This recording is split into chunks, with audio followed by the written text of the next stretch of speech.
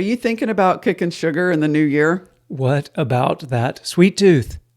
Welcome to Duster Mud Podcast. Today we're going to go over what we do about our sweet tooth. We've been eating ketogenic diet for Almost 5 years.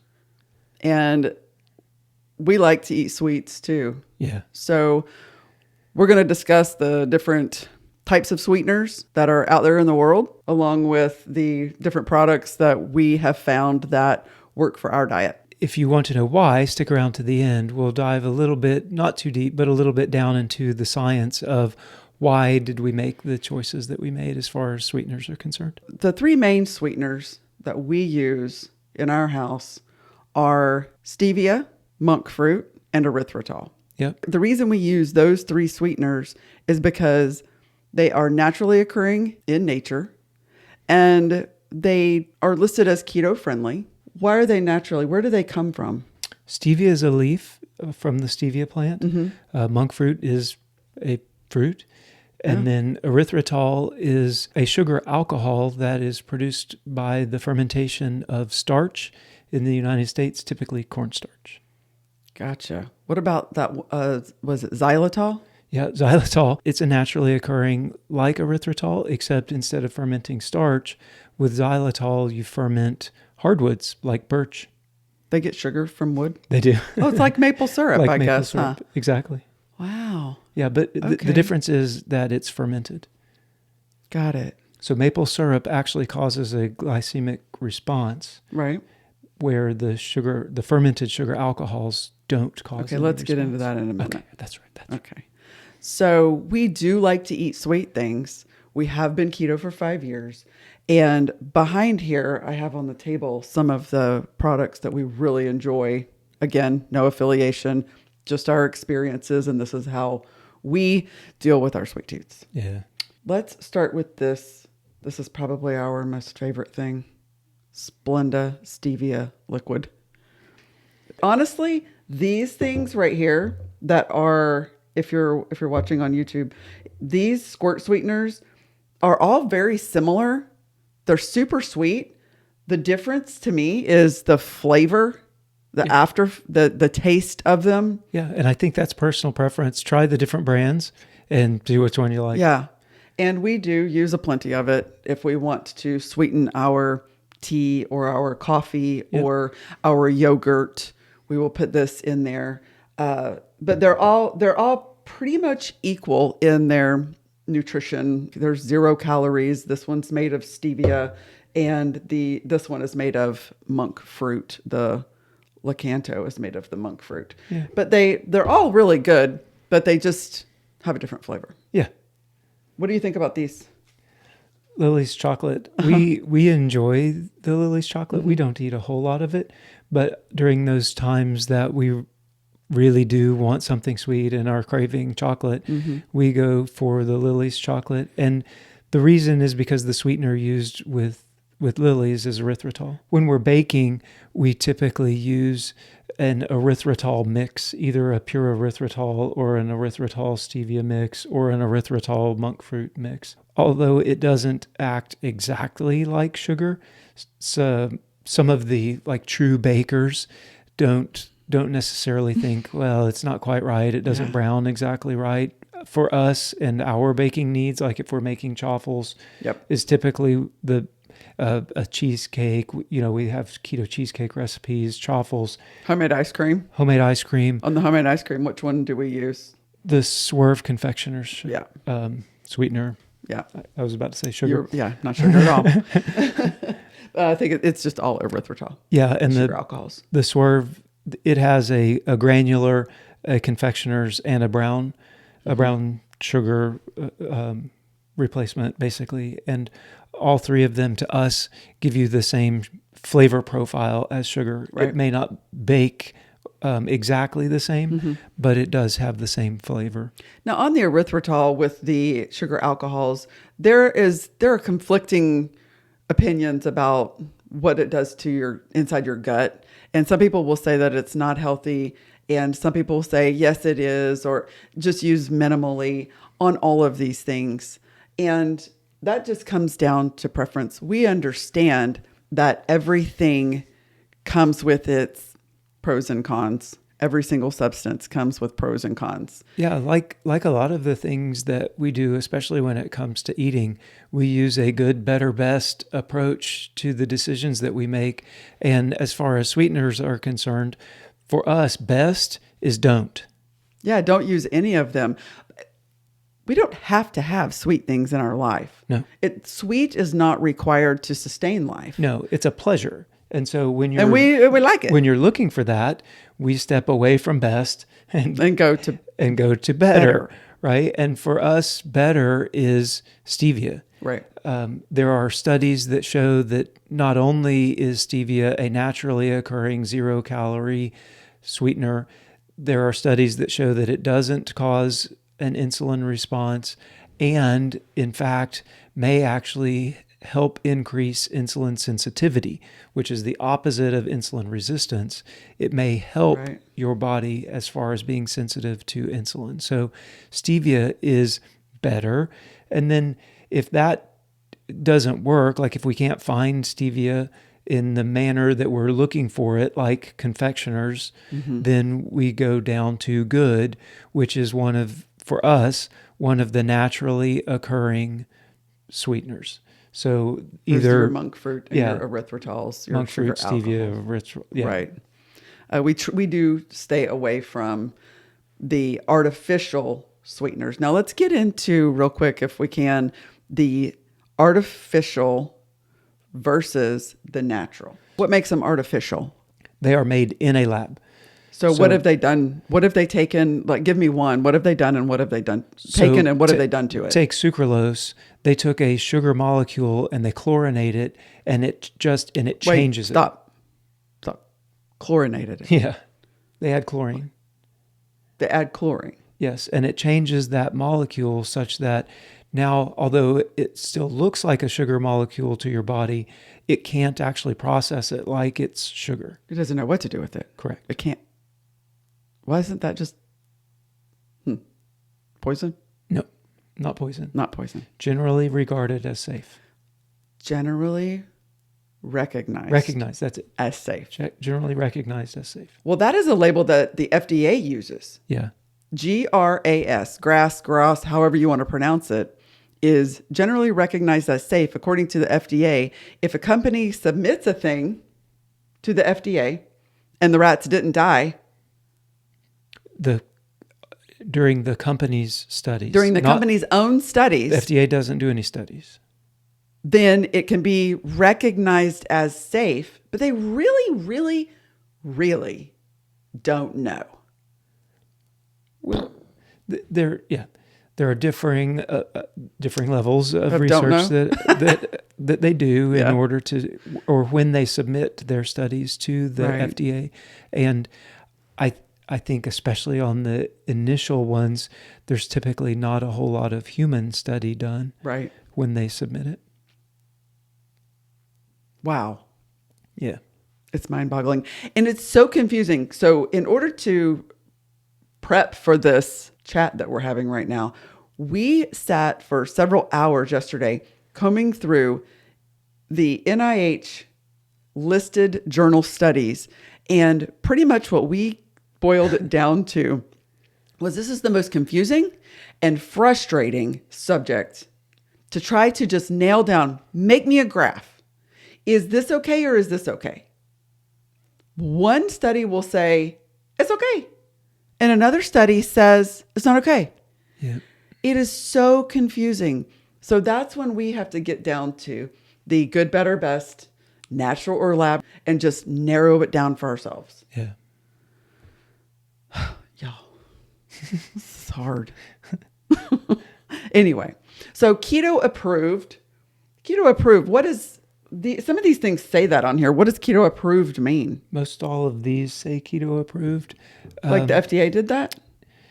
No, I don't think so. The best I can tell is it is a label that you put on it that identifies that it does not cause a. It's not high. Response? It's not high on the glycemic index. Okay. So the glycemic index is an index from 0 to 100 of what your body how it raises your blood sugar based on the thing that you just ingested. So pretty much what it's boiling down to is, does that substance have sugar / is it a carbohydrate? If it does not have the carbohydrates in them, which would raise your blood sugar / insulin, then it can be deemed keto friendly. Correct. Okay. Most of them are natural. Okay, cool. Natural's good. Yeah. The ones that we use have the keto friendly label on it, and they are natural. Yeah. Yeah. If you're liking this, would you please hit the like button? If you haven't subscribed, go ahead and hit the subscribe button. That would be awesome. As far as the science then goes, the insulin response to each individual food. So this, to me, is where I got the most frustrated, is that you can find glycemic index and the glycemic response for a lot of foods, probably all of them, I don't know. But what you can't find is the insulin response. And there's scientifically, they generally just link the two. They say, here's the glycemic index, thus your insulin response is commensurate with that glycemic index. If you've put sugar in your mouth, if you have eaten something that is a carbohydrate or a sugar, you have an insulin response to that because the insulin is there. It's a hormone that is there to handle the sugar that is in your bloodstream and get it out of it and into cells. That's right. Okay. So let's pretend that I don't eat any sugar. Wait, that's real. Yeah. I don't eat any sugar. What response is my body having if I eat something that is sweet? Because I know my brain is telling me, my brain receives, hey, party up in here. Yeah. This is where the research gets not just confusing, but conflicting. So there are research papers that say different things. Here's how we act. Here's what we do. Here's why we've chosen the sweeteners that we choose. First. It's so frustrating. The best research that we can find says that as soon as your mouth tastes sweet, your body starts producing insulin. It has to. Whether or not, right? But whether or not there's sugar involved. Oh. So as soon as there's a sweet taste in your mouth, insulin is a hormone, and your pancreas starts producing that hormone. It's starting the digestive process. Right? You said, party up in here, right? Right. So as soon as you get that sweet, then your body starts producing insulin. Okay. Mm-hmm. In say normal, an apple, a fruit, your body, you taste the sweet, the sugar, then you ingest it, your body starts to digest, the insulin does what it does with the sugar that you've just eaten. Mm-hmm. And what the insulin does is the insulin is an escort, basically, and it escorts the sugar molecule into the cells. And the cells will accept those sugar molecules until they're full, so it can go into your liver or your muscles. Mm-hmm. And it goes in as glucose. The insulin escorts that glucose into the cells until they're full. When the muscles and the liver are full, when they say no more glucose here, and the brain, some of it goes to the brain, then the insulin then escorts it into the fat cells. Because there's too much. We got to put it somewhere. When there's too much, it goes into, that's where your body does with the excess glucose, is it fills up the fat cells. Mm-hmm. And whereas the muscle and the liver, it says full stop, the fat cells don't. They just accept it. So that's that you're now storing excess energy. Right. So the insulin is basically, the fat cells are in a receive mode whenever there is insulin present. Okay, so I have now just eaten, let's just say something with this stevia liquid. And so maybe my brain said, party up in here, and some insulin comes out. Yeah. There's nothing for it to do. My body has to. Right. So in that case, you have released the hormone in preparation for sugar. For glucose, and there is none. Okay. In the case of stevia, your body, as it starts to digest, says, there wasn't actually any sugar. And so it shuts off the insulin production. Okay. And fairly quickly, the insulin then leaves your bloodstream. Okay. So In the case of some of the other sweeteners, though, now's where you start Right. to get into some more conflicting research. Some of the other sweeteners, especially the one that I talked about, sucralose, Uh-huh. you taste sweet and your body says sugar and it starts producing the insulin. Mm-hmm. When it gets into the digestive process, Right. your body says sugar. Unlike the stevia, your body says not sugar with the stevia. Okay. So with the sucralose, The though, molecule, so the molecule to the body is different enough that it recognizes that in stevia. in stevia and in some of the other ones. It And in the recognizes others. that this is not even close to the right molecule, That's and right. we don't use this for energy. Yeah. With the sucralose, though, it's so close to sugar, right? It's only like one little tick away Right. from sugar. Right. Your body continues to say, sugar. And so it continues to produce the insulin. So one part of the body is saying sugar is going to produce the insulin, but at the cellular level, it recognizes the fact this isn't sugar. That's There's right. nothing I can do with this. That's right. So because now I just have insulin. So now the insulin can't actually bind to it because Right. it's not sugar. It looks like sugar to your body, Right. but the insulin says this isn't sugar. I can't actually bind to it. But because your body thinks, in the digestive system is saying sugar. And so the insulin continues to be produced. Wow. And so now you have insulin basically free floating around Right. in your bloodstream. And this is when you can get to, when this happens consistently over long periods of time, now this leads to insulin resistance. Okay. So Right. what happens there is your cells stop listening to the insulin. They've been crying wolf too much. Yeah. There's been too much. Hey, we have sugar. We have sugar. We have sugar. And there's not any. There's not any. There's That's not right. any. There's Yeah. insulin. Insulin keeps coming in and not bringing anybody with it. That's right. And so then what ends up happening as your body gets insulin resistant, Right. now your pancreas has to start pumping out more and more insulin, like Right. 5 to 7 times, depending on how resistant you're getting. 5 to 7 times the normal amount of insulin that you would produce. Right. Your body's having to just up the insulin higher and higher and higher until it can lead to your pancreas just saying, I'm done. I'm out. I can't do this anymore. Right. I quit. And now we're at type 2 diabetes. That's right. Got it. Yeah. So Among other reasons, but that can be a contributing factor. right. Got and it. so for a ketogenic lifestyle, what I talked about with what the insulin does to the fat cells, right? So especially if you go back to your why are you doing a ketogenic lifestyle? And if that why is weight loss, if there's insulin in your blood from a weight loss perspective, you're not burning fat. Right. The insulin switches the fat cells. Yep. It turns them into a receive mode. So anytime Right. there's insulin in your blood, you're not burning fat.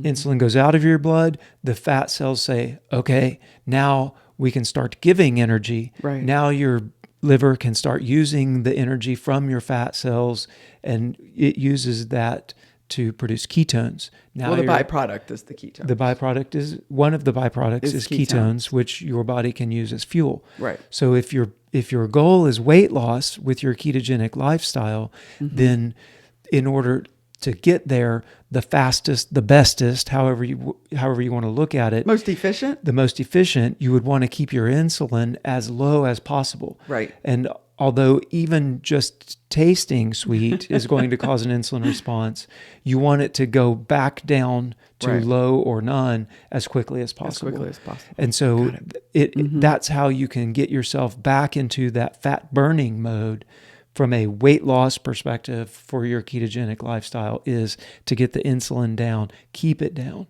And then the lower your insulin stays, the more insulin sensitive you become. And with that, your body is quick to turn off the production of insulin. Right. Your cells are very, very sensitive to, okay, the sugar's gone, the glucose is gone, the reason that we were having insulin is over now. Your body can turn it off. You're sensitive to the insulin. Right. And so the longer you keep your insulin low, the more sensitive your body becomes to it. It's the opposite of insulin resistance. Right. Cool. One of the things that I came to as we were really researching it was, your body is really, really cool. Oh, it's amazing. It is doing some amazing stuff when it comes to digestion. And especially with some of these newer sugar alcohols, the studies just aren't there. They haven't done the double-blind, randomized, whatever human studies on these things. And from what I can tell, it's fairly difficult to test an insulin response. And that's why they use glycemic index or your glycemic response for most things. And while important, it also isn't the whole picture, as we talked about with the sucralose. Right. Okay, well, if you're ready to kick sugar, these are some of the options that you have, and that's what we do. And why we do it.